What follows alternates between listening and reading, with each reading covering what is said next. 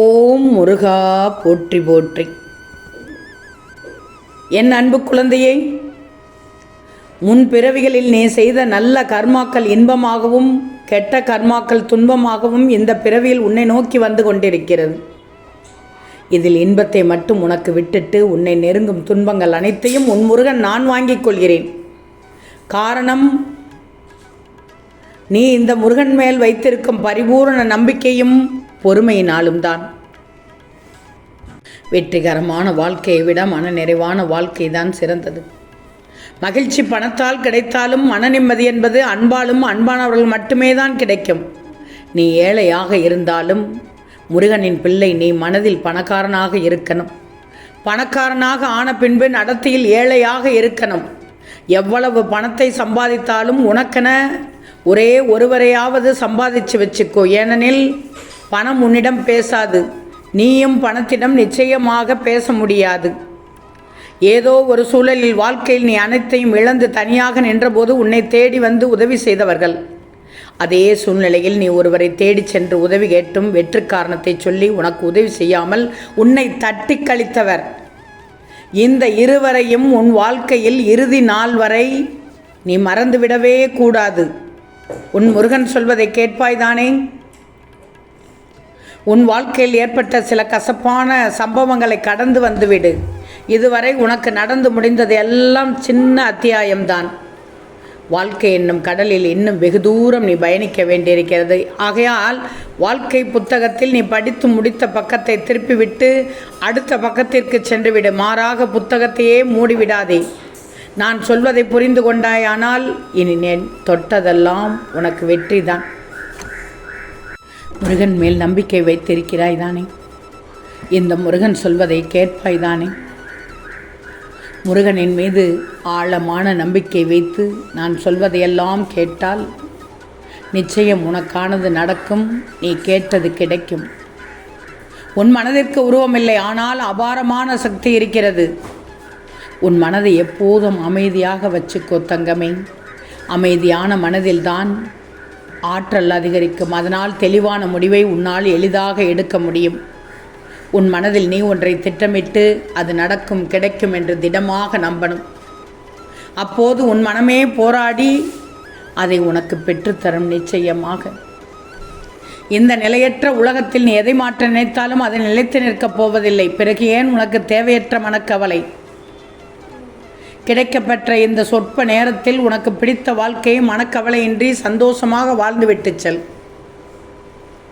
இந்த உலகத்தில் யாரையும் திருத்த முயற்சிக்காதே. முக்கியமாக உன்னை சுற்றி உறவுகளிடத்தில் யாரையும் திருத்த முயற்சிக்காதே. அதற்காக நீ படைக்கப்படவில்லை. முன் ஜென்ம கர்மாவின்படி உனக்கு தீர்மானிக்கப்பட்ட கஷ்ட நஷ்டங்களை நீ அனுபவித்தும் எதிர்கொண்டும் அதை கடந்து பயணிப்பது மட்டுமே இந்த பிறவியில் உன் வேலை. உன்னை பார்த்து மற்றவர்கள் திருந்தும்படி உன் வாழ்க்கையை நீ வாழ்ந்து காட்டணும். யாரும் வெறுக்காத அளவிற்கு உன் வாழ்க்கை இருந்தால் யாரும் மறக்க முடியாத அளவிற்கு உன்னுடைய செல்வம் சிறக்கும். நீ முருகனின் பிள்ளை தானே. கோபமாக பேசக்கூடாது, உன் குணத்தை இழந்து விடுவாய். அதிகமாக பேசக்கூடாது, உன் வேலையை இழந்து விடுவாய். ஆணவமாக பேசக்கூடாது, மற்றவர்களின் அன்பை இழந்து விடுவாய். பொய் பேசக்கூடாது, உன் நல்ல பெயரை இழந்து விடுவாய் தங்கமே. மற்றவர்களுக்கு நீ நல்லது செய்ய நினைத்தால் அதை அவர்கள் தப்பாக புரிந்து கொள்கிறார்களே என நினைத்து மனதுக்குள்ளேயே புலம்பிக் கொண்டிருக்காதே.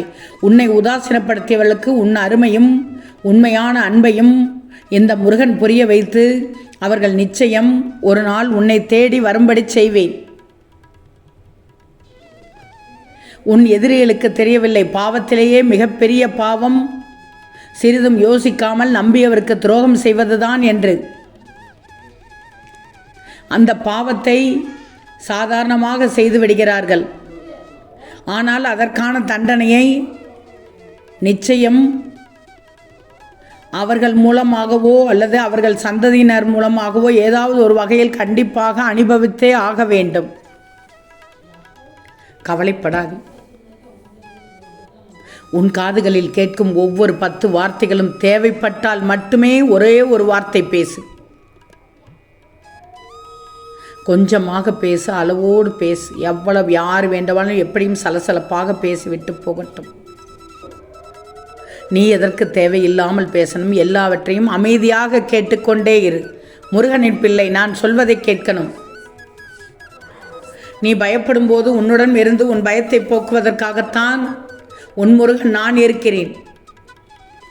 எனவே என் உதவியை பெற எப்போதும் நீ தயாராக இருக்கணும். தயக்கம் அறவே இருக்கக்கூடாது.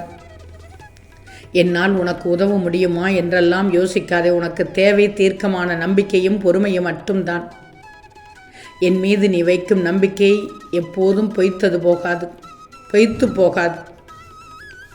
நீ என்னை கேட்கலாம், நான் எதற்கு உனக்கு உதவ வேண்டும் என்று. இது பூர்வ ஜென்ம பந்தம். உனது ஒவ்வொரு பிறவியிலும் இந்த முருகன் உன்னிடத்திலிருந்து உனக்காகவே வழி நடத்தி வருகிறேன். உனக்கு என்ன நடந்தாலும் அதை பார்த்து நீ பயப்படக்கூடாது. பொறுமையாக இருக்கணும். எல்லாம் மெல்ல மெல்ல சரியாகும். ஏன்னா பொறுமை உண்டுதான் உன் அனைத்து பிரச்சனைகளுக்கும் பதில் தரும்.